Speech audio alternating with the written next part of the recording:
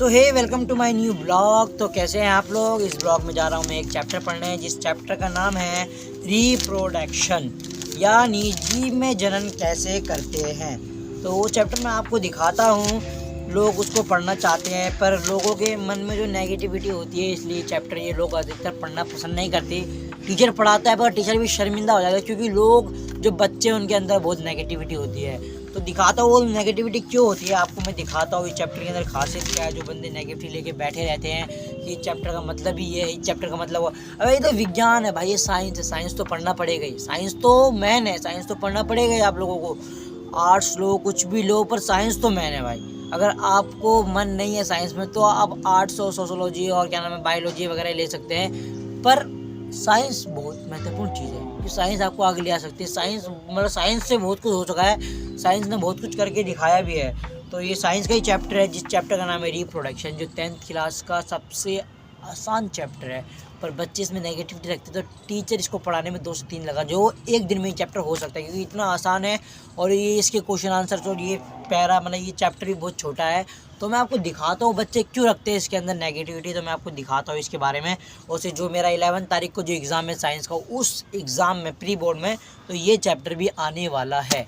तो इसके बारे में आपको मैं बताता हूँ इसके अंदर बच्चे नेगेटिविटी क्यों रखते हैं। पर जो बच्चे नेगेटिव रखते हैं तो मैं ये खास कर ये बताना चाहूँ, तो टीचर के सामने कोई उल्टा सीधा ना बोले, क्योंकि टीचर को बुरा लगता है, क्योंकि टीचर बड़ा इंसान है, आप छोटे हो और टीचर के सामने अगर आप ये सब बातें करोगे तो टीचर को बहुत ही बुरा लग सकता है।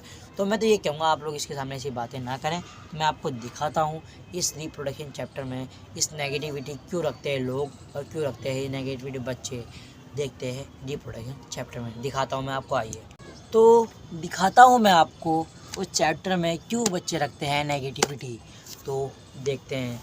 देखो सबसे मेन है ये, आपने देखा होगा जो मादा का होता है और ये नर का होता है, और जो नीचे वाला ये मादा का होता है, आप लोगों को पता ही होगा। तो मैं आप लोगों के बारे में इसके बारे में आपको भी बताता हूँ। देखते हैं। देखो ये जो है ये मादा का है, देखो ये मादा का जो है मान का मादा जनन तंत्र, ये मन मादा जनन तंत्र है जो आप जानती हैं इसको। और ये है जो है ये नर का है। तो लोग मतलब बच्चे इस दोनों चीज़ की वजह से नेगेटिविटी अपने मन के अंदर रखते हैं। तो मैं तो यही कहना चाहूँगा इंडिया के हर एक स्टूडेंट से, जो अपने टीचर को शर्मिंदा ना करें और इस चैप्टर के ज़रिए उनको शर्मिंदा ना करें। और अगर कोई सवाल पूछना है तो पर्सनली जाके पूछ ले, सबके सामने, कोई मज़े में ना पूछे कि ये क्या होता है वो क्या होता है। हाँ पूछ सकते हैं पर हाँ सख्त हो गई, ये नहीं हंसी मजाक में आप पूछने जा रहे हो तो बच्चे पूरी क्लास हंसेगी। टीचर को बहुत बुरा लगता है भाई। तो टीचर पढ़ाने आता है आपको, टीचर आपका गुरु है, आपको कभी उसको उल्टा नहीं बोलना चाहिए। तो इसके वजह से लोग अब इस चैप्टर में नेगेटिविटी रखते हैं। और मैं तो कहना चाहूँगा इसमें कोई नेगेटिविटी नहीं है, क्योंकि ये चैप्टर देखो भाई पढ़ने के लिए बना है तो इसको पढ़ना है, क्योंकि हर एक मनुष्य के अंदर ये चीज़ होती है, चाहे लड़का हो लड़की, दोनों चीज़ हर मनुष्य के अंदर होती है। पर लड़के के अंदर एक होती है, लड़की के अंदर एक होती है, दोनों अलग अलग होती है। तो वो मनुष्य के हर एक मनुष्य, लड़का लड़की, हर के अंदर ये चीज़ होती है। दुनिया के हर एक लड़का लड़की के अंदर ये चीज़ होती है। कोई ये कह नहीं सकता कि ये चीज़ लड़की में है तो लड़के में नहीं है, लड़की में है तो लड़की में है, लड़के में है तो लड़के में है। लड़का लड़की दोनों मिक्स नहीं हो सकते। जैसे कि अगर लड़के में है तो वो चीज़ लड़के में नहीं है, अगर लड़के में है तो वो चीज़ लड़की में नहीं है, जो लड़के में है तो वो लड़की में नहीं है। तो ये चीज़ें है इसमें। तो मैं तो ये कहना चाहूँगा कि जो टीचर है अपने टीचर्स को ना बोले उल्टा सीधा। तो ये चैप्टर ये बहुत सबसे आसान चैप्टर ये है, सबसे आसान चैप्टर। देखिए सिर्फ दिखाता हूँ मैं आपको, सिर्फ ये 3 पन्नों में साइंस का चैप्टर यकीन लगा सकते हैं कितना छोटा चैप्टर है। सिर्फ 3 पन्नों में ये चैप्टर आ गया भाई, 3 पन्नों में। सोच सकते हैं 4 पन्ने हैं, सोच सकते हैं आप लोग।